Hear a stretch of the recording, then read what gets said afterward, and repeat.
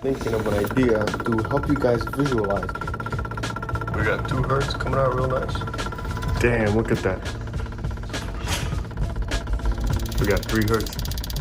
Look at that thing moving around. Now, probably the most well-known bass song ever. Supposedly this part goes down to 7 hertz.